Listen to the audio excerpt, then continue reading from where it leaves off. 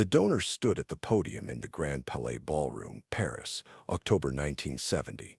A crystal champagne flute sat on the lectern beside his prepared remarks. 400 guests filled the hall, seated at circular tables, silverware catching the chandelier light. He adjusted the microphone downward and smiled toward the center tables. "We're grateful for the celebrity participation," he said. The word celebrity separated from participation by a pause designed for effect. She sat 3 tables from the stage, a program folded in front of her, no champagne glass at her place setting. He turned the page of his speech, the sound amplified through the microphone. "Though some contributions are more photogenic than substantive," he continued, glancing toward her table before returning to his notes. 200 pairs of eyes followed the glance, then looked away. What happens when conviction is dismissed as performance? When years of work are reduced to a camera angle? When the room expects silence and receives something else? If you're drawn to moments when dignity answers doubt, consider subscribing. We exist because these stories matter to you. This is a fictionalized dramatization inspired by real public figures and historical settings. It does not depict a documented event. She began attending animal welfare meetings in 1962, rented community halls. 12 people debating petition language and postage costs. Organizations operated without offices, files stored in volunteers' apartments, letters mailed from personal addresses. Journalists appeared initially. She attended 17 consecutive meetings after the press stopped showing up. Spiral notebook kept in her car. By 1965, she was funding veterinary clinics in rural Provence. Construction costs paid from personal accounts. 3 government grant applications denied. Clinics opened without ribbon cuttings. Monday mornings, painted signs visible from main roads. Local newspapers ran brief announcements. Community sections, no photographs. Her name listed among donors in 8-point type. Parliamentary Subcommittee Testimony, 1967. Arrived 90 minutes early, read the full agenda in a corridor outside the hearing room. 6 minutes allocated to speak. 2 procedural interruptions. Chairman thanked her for her passion. Policy recommendations submitted 3 weeks prior went unaddressed. Transcript listed her testimony as remarks from private citizens filed under miscellaneous public comment. Foundation established 1968. Single-room office near Gare de Lyon. 2 part-time employees, phones and adoption applications. She visited every Thursday afternoon. Case file reviews at a desk under a window overlooking the rail yard. Stayed until 6. Donors received typewritten thank you letters. Plain stationery, no letterhead, no photograph. 1-paragraph update on monthly shelter placements. Press coverage oscillated between dismissal and condescension. Articles described her work as a phase or an interest. Reporters asked about film career during animal welfare press conferences, personal life during legislative briefings, appearance during budget presentations. She stopped giving interviews in 1969. Veterinary reports and adoption statistics spoke without commentary. Charity gala invitations increased as film appearances decreased. Organizations requesting her name on benefit committees, photograph in auction catalogs, presence at donor receptions. She accepted when causes aligned, declined when they didn't. Publicists confused by the calculus. Organizations learned to expect early arrival, expense report reviews, questions about fund allocation percentages. This gala benefited wildlife preservation. She'd supported through direct habitat purchases, not administrative donations. 43 hectares purchased in the Camargue the previous year. Deed transferred to Conservation Trust with restrictions against commercial development. Trust operated without her involvement beyond initial transfer. Her name absent from board listings and fundraising materials. She arrived at the Grand Palais 2 hours before the reception began. Service corridor, meeting with the organization's director, breeding program protocols discussed, updated facility plans spread across a folding table. Ventilation improvements. Quarantine area expansions. She asked about veterinary staffing ratios and medication inventory systems. Director consulted notes from a worn leather portfolio. The donor stepped back from the podium. His speech concluded, applause filling the ballroom in measured waves. He returned to the head table where the organization's board members sat, taking his seat beside the chairman. His champagne glass was full, recently poured, condensation visible on the crystal stem. The chairman stood to introduce the next speaker, adjusting his reading glasses as he scanned the program. The donor leaned toward the board member on his right, speaking behind his hand, a gesture visible to the surrounding tables. The board member smiled, nodded, glanced toward her table. She sat with her hands folded on the white tablecloth, the program still positioned in front of her, creased down the center. The guests at her table, a veterinarian, two foundation directors, and a wildlife biologist, maintained neutral expressions, looking toward the stage. The chandelier light created shadows across the empty champagne glass at her place setting. The chairman finished his introduction and gestured toward the podium. The guests shifted in their seats, silverware repositioned, napkins adjusted. She remained still, her posture unchanged, her gaze directed toward the podium. She reached for the water glass to her right, her fingers closing around the stem with deliberate slowness. The veterinarian at her table glanced sideways, then returned his attention to the stage.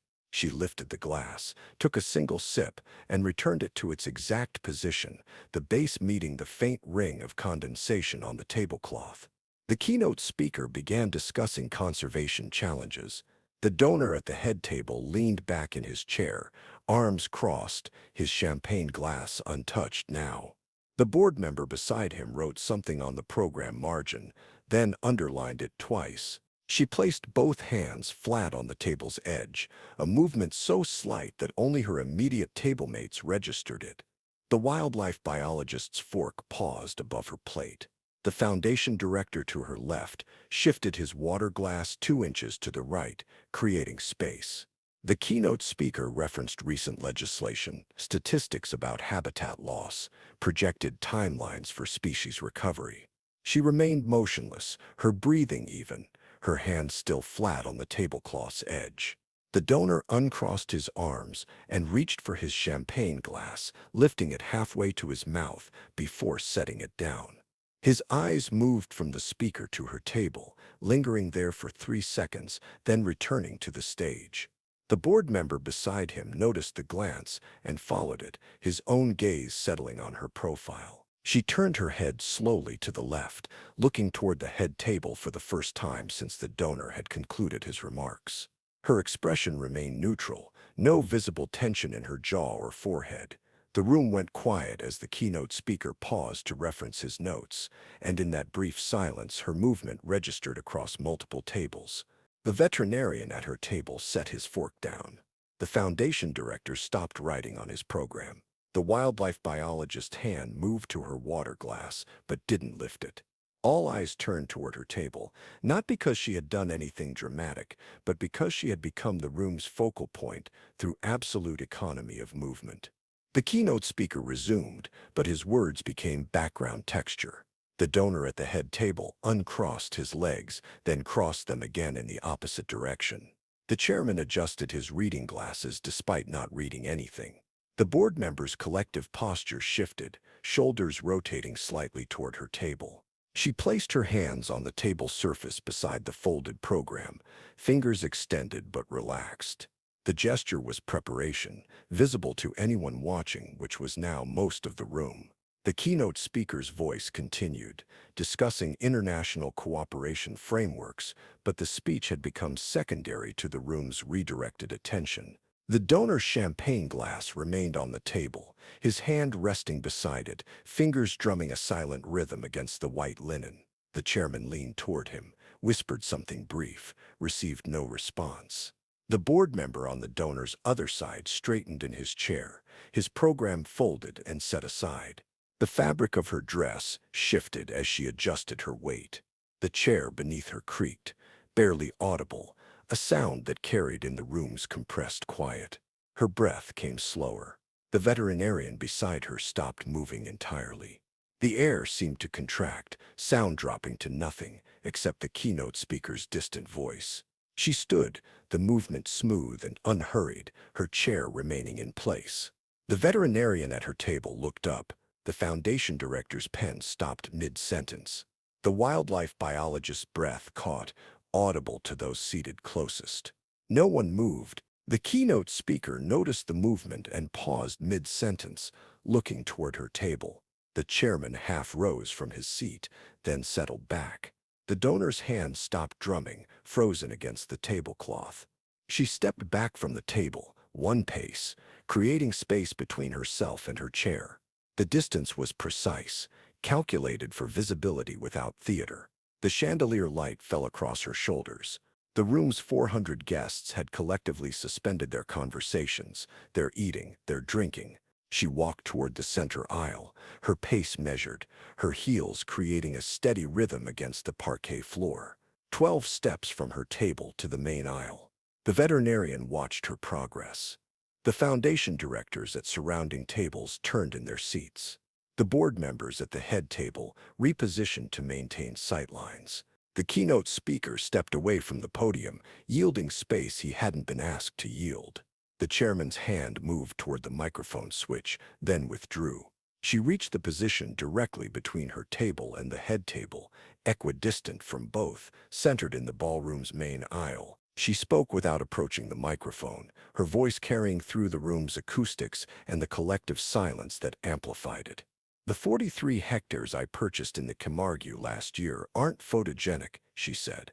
Each word was clear, precisely articulated, delivered at conversation volume. Neither are the 17 planning meetings I attended before the purchase. The donor's posture changed, his shoulders rotating backward, creating distance between his chest and the table's edge. The chairman's hand returned to the microphone switch, but didn't touch it. The board member beside the donor set his pen down, the click audible in the silence. She continued, her hands still at her sides, her gaze directed toward the head table. "The 3 veterinary clinics I funded in Provence operate without dedication plaques. The foundation office near Gare de Lyon has my name on the registration documents and nowhere else." The keynote speaker moved further from the podium. The chairman started to stand, then remained seated, his movement arrested halfway. The donor's champagne glass sat untouched, the condensation now a small pool on the tablecloth beneath it. She turned her head slightly, addressing the room rather than the head table. "If that's publicity," she said, her volume unchanged, her tone carrying no anger, "then I've misunderstood the word my entire career." She paused. 3 seconds of absolute stillness. "I'll accept the correction and continue the work regardless." The veterinarian at her table exhaled slowly. The wildlife biologist's hand finally reached her water glass, lifting it but not drinking. The foundation director uncrossed his arms, letting his hands rest on the tablecloth. The chairman's mouth opened, closed again without sound. She walked back to her table, the same measured pace, the same 12 steps in reverse. The room remained silent, 400 people holding collective breath. She reached her chair, positioned herself, and sat, the movement as controlled as the standing had been. The keynote speaker returned to the podium and resumed his speech from the paragraph he'd abandoned. His voice was quieter now, less certain, the statistics about habitat preservation continuing but carrying different weight. The donor at the head table reached for his champagne glass, brought it halfway to his mouth, then set it down untouched for the 3rd time. The chairman leaned toward the donor, speaking behind his program, the conversation brief and one-sided. The donor nodded once, his expression neutral but his posture altered, shoulders no longer square to the table.